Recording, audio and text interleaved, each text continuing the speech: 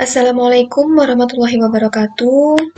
Di sini saya akan menjelaskan laporan dari penelitian yang saya lakukan dengan judul Pengembangan Strategi Marketing Oleh-oleh Desa di Donomulyo berbasis aplikasi website. Baik, yang pertama latar belakang dari penelitian yaitu teknologi informasi berperan besar dalam perkembangan zaman.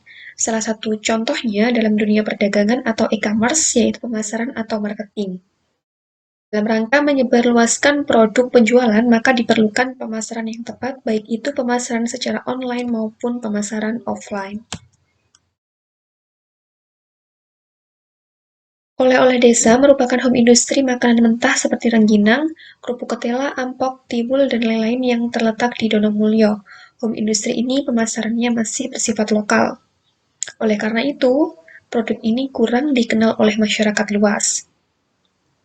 Selain itu, saat ini sistem penjualan yang digunakan oleh toko tersebut masih bersifat konvensional, di mana konsumen harus mendatangi toko untuk memilih dan membeli produk yang disediakan sehingga dalam penjualannya pun juga terkendala. Jadi, inti dari latar belakang penelitian ini yaitu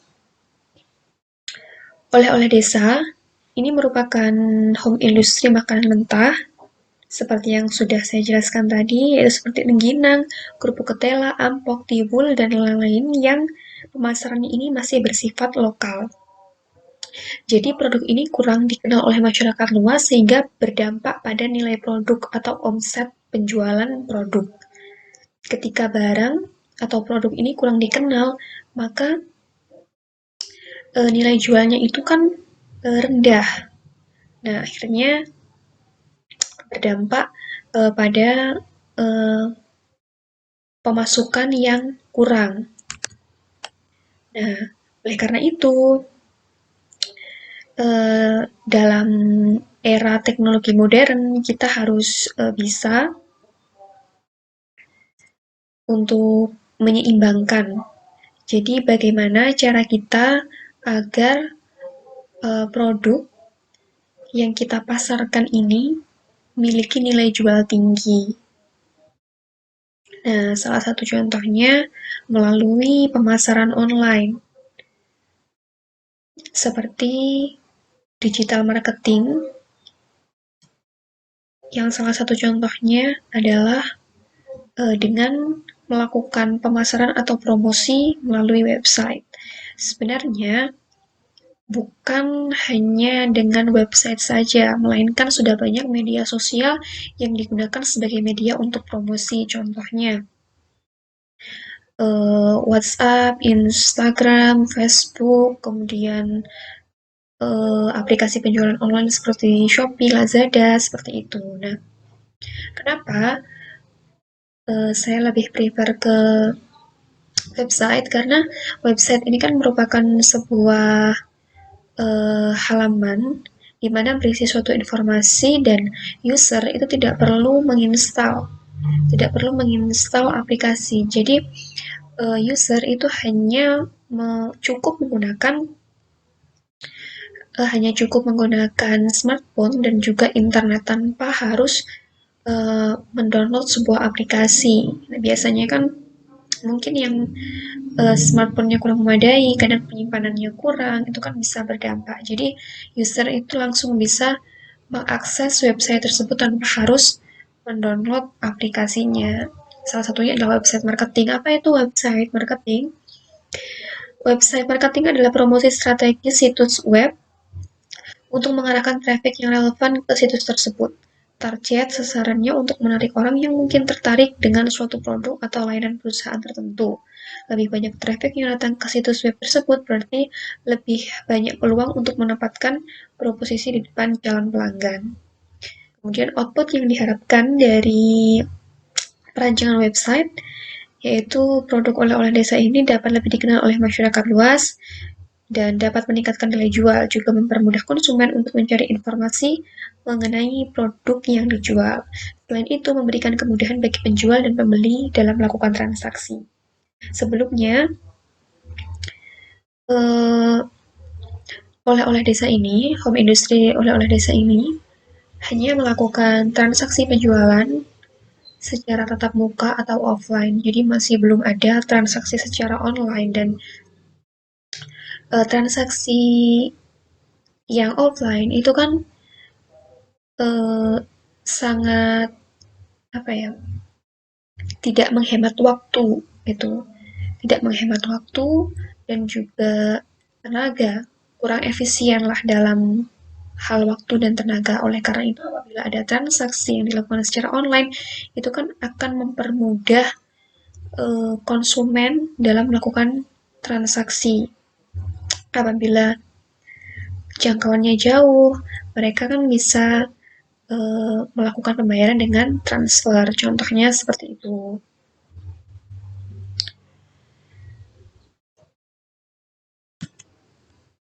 Kemudian, identifikasi masalah. Oleh-oleh desa merupakan salah satu bisnis home industry yang pemasarannya masih bersifat lokal. Jadi inti dari masalahnya adalah pemasaran yang masih bersifat lokal, sehingga produk itu kurang dikenal oleh masyarakat luas dan berdampak terhadap nilai jual produk.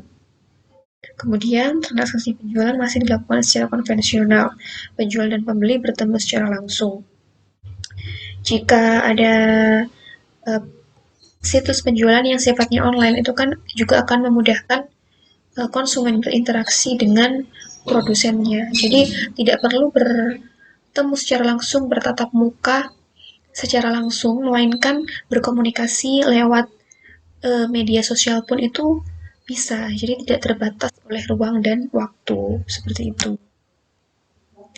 Kemudian pertanyaan penelitian, bagaimana cara efektif mempromosikan produk agar lebih dikenal masyarakat luas? Ya, dengan cara uh, memanfaatkan teknologi yang ada seperti pemasaran melalui website. Bagaimana membuat desain strategi marketing oleh-oleh desa berbasis website? Apakah strategi marketing oleh-oleh desa berbasis website layak digunakan sebagai sarana membantu proses pemasaran dan mampu memberikan informasi secara cepat? Kemudian tujuannya yaitu merancang strategi marketing oleh-oleh desa berbasis website, kemudian memudahkan proses pemasaran oleh-oleh desa sehingga dapat meningkatkan daya jual dan mampu memberikan informasi secara cepat. Kemudian landasan teori yaitu ada e-commerce. E-commerce itu adalah aktivitas penyebaran penjualan, pembelian, pemasaran produk dengan memanfaatkan jaringan telekomunikasi seperti internet. Kemudian ada penjualan online, pengertian dari internet, website, MySQL. Ini adalah media yang dibutuhkan dalam membangun sebuah website. Jadi ada MySQL, merupakan sebuah perangkat lunak sistem manajemen basis data SQL, atau DBMS yang multi-thread, multi-user dengan sekitar 6 juta instalasi di seluruh dunia. Kemudian PHP ini merupakan bahasa pemrograman yang digunakan. Kemudian tinjauan studi ini adalah beberapa referensi yang digunakan. Nah, yang pertama yaitu strategi pemasaran berbasis website di Kampung Wisata Baluarti, Surakarta. Masalahnya itu pemasaran dilakukan secara terbatas pada media konvensional dan sosial. Kemudian, metode yang digunakan yaitu deskriptif, kualitatif dengan teknik pengambilan data berupa wawancara, observasi, diskusi, operasional kerja, dan pendampingan secara langsung. Kemudian hasilnya yaitu pemasaran produk wisata melalui website pada Kampung Baluarti sangat dibutuhkan. Mengingat selama ini upaya pemasaran dilakukan secara terbatas pada media konvensional dan sosial.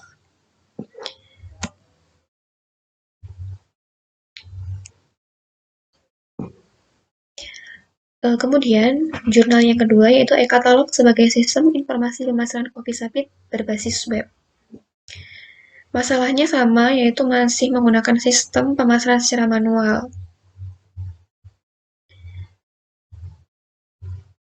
Hal ini yang mengakibatkan petani kopi tidak selalu mendapatkan untung, jadi berdampak pada nilai penjualannya. Hal itu karena kurangnya pengetahuan petani kopi dalam menggunakan media lain dalam pemasaran seperti pemanfaatan teknologi secara online. Metode yang digunakan merupakan metode Research and Development (R&D). Penelitian Research and Development merupakan metode penelitian yang digunakan untuk menghasilkan produk tertentu dan menguji keefektifan produk tersebut. Jadi eh, berfokus pada uji coba hasil. Kemudian referensi yang ketiga yaitu peningkatan aktivitas pemasaran UMKM melalui pengembangan website The Real Potatos di Jakarta. Masalahnya yaitu tingkat penjualan yang masih rendah. Potensi pasar yang ada belum tergarap dengan baik. Jadi sasaran dari sasaran pasar itu kurang meluas sehingga berdampak pada produknya. Kemudian metode yang digunakan yaitu melakukan wawancara dengan pemilik UMKM untuk mengidentifikasi masalah, kemudian melakukan studi literatur untuk mencari permasalahan mitra tersebut. Jadi setelah melakukan wawancara, si peneliti ini melakukan studi literatur yaitu dengan mencari ide dengan mencari referensi lain. Nah, sehingga cara untuk memecahkan masalah itu dengan mencari referensi di berbagai riset. Kemudian perbedaannya, perbedaan masalah dari 3 jurnal yang dijelaskan tadi, permasalahannya itu hampir sama ya, yaitu yang pertama pemasaran masih bersifat lokal. Jadi produk itu kurang dikenal atau belum tepat sasaran, sehingga berpengaruh terhadap omset penjualan. Dan kebanyakan transaksi itu masih bersifat manual atau pembeli itu mendatangi toko secara langsung, masih bersifat konvensional. Perbedaan metode penelitian yang pertama itu berfokus pada teknik pengambilan data yang dilakukan secara langsung, seperti wawancara, sosialisasi, diskusi. Kemudian penelitian yang kedua menggunakan metode R&D, berfokus pada kelayakan uji coba user. Jadi fokusnya yaitu kepada kelayakan uji coba. Jadi di akhirnya apabila presentasenya itu baik, banyak yang baik, maka dia berhasil memecahkan suatu permasalahan tersebut. Tapi apabila presentasenya itu rendah, maka peneliti itu belum sepenuhnya berhasil memecahkan permasalahan yang ada. Kemudian penelitian yang ketiga menggunakan metode penelitian studi literatur dalam pemecahan sebuah masalah. Sedangkan penelitian yang saya lakukan ini menggunakan metode waterfall yang berfokus pada desain website dan cara kerjanya. Jadi waterfall itu bisa dikatakan air terjun, ialah model yang digunakan untuk mengembangkan perangkat pengguna. Jadi dia sistematis atau secara bertahap. Jadi dalam penelitian yang saya lakukan ini, ketika membuat website itu bertahap. Jadi yang pertama ada perancangan desain atau user interface.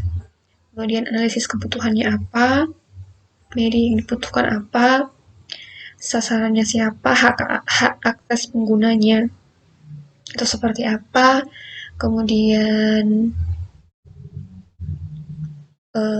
coding, pengujian, dan yang terakhir pemeliharaan.